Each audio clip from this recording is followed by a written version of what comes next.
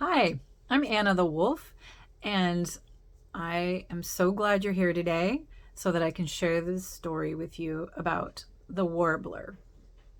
This is the eighth in a series of stories that are transformational tales.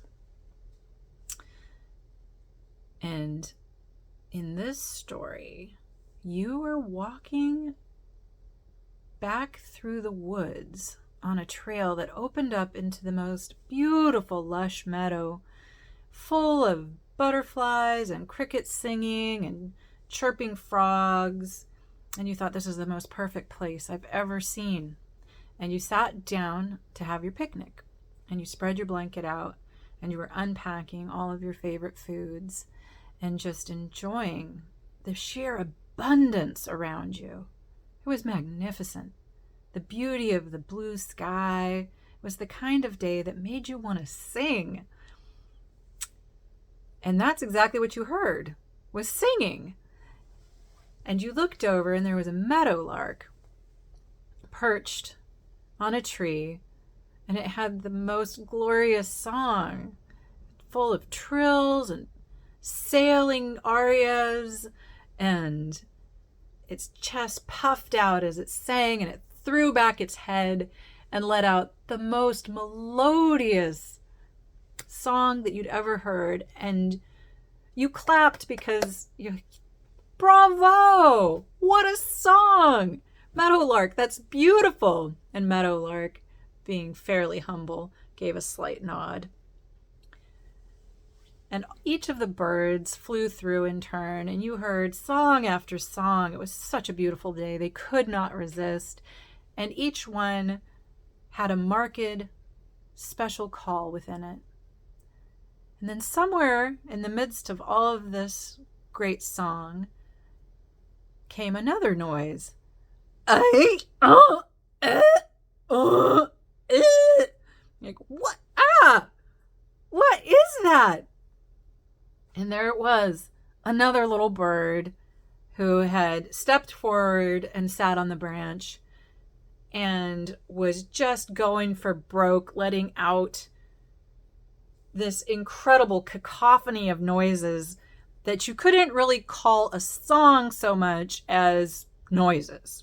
It was full of screeches and honks and beeps and chortles, but there was no music to be had in it.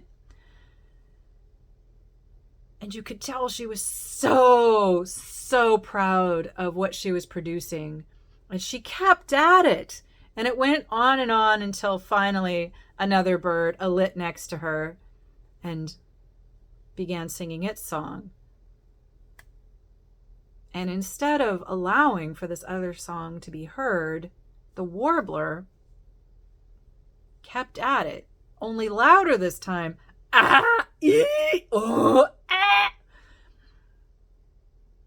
And the other bird shook its head and flew away. It was then that the raven flew in and said, Warbler, Warbler, please take a moment. You need to rehearse before you sing. The warbler said, What do you mean rehearse? I am sheer perfection the way I am. I sound 20 times better than all the other birds combined. I'm amazing. Listen to me go. And Raven said, this is only because we've been friends so long, Warbler, that I have to tell you that you cannot sing a song without rehearsing first. The warbler said, I have nobody to rehearse with. It seems like all the other birds have flown away. And Raven suggested that she go speak to Meadowlark.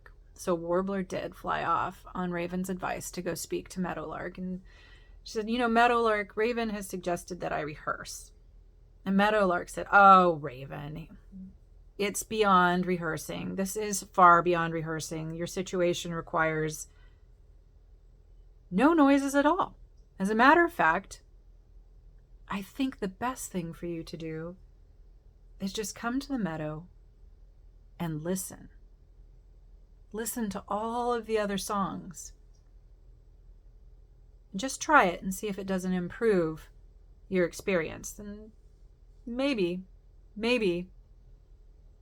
the raven will be pleased with this. So the warbler said, well, I'll try it. I don't think I've ever actually listened to the other songs. And Meadowlark said, well, it's worth trying. And so the warbler flew back and sat on a branch and just listened as the meadowlark did her thing and hit her arias, and in came the red-winged blackbirds and tweet, tweet, tweet, tweet, tweet, tweet, all together, back and forth and beck and call. And there must have been 6 or 7 different varieties of birds that just gave their calls before the warbler was ready to step out again. And everybody kind of collectively held their breath. They're like, Raven, you did talk to her, right? We've heard enough. And Raven said, yeah, she's actually been to talk to Meadowlark. And Meadowlark suggested something entirely new. To be listening to all of the other songs. And so Warbler stepped out and very tentatively tried a little bit of an aria. Ooh, didn't sound quite right. She wasn't a meadowlark. And she tried a little bit of red-winged blackbird, twee, twee, twee, but it was just a little off key. And so then she thought to try her very own song. But this time, it sounded entirely different. It was melodious and sweet and high and then dipping low, and it warbled on and on in the most unending chain of beauty you have ever heard. And all of the birds in the entire bird kingdom cawed and warbled and chirped, and there was just a tremendous uprising of noise as everybody, including you, stood up for the warbler's new song. And everyone said, what on earth is your secret, Warbler? What have you done? And the warbler said, it's not so much what I did as what I didn't do.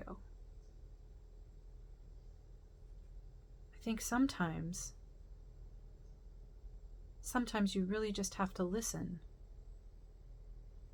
very closely to hear your song.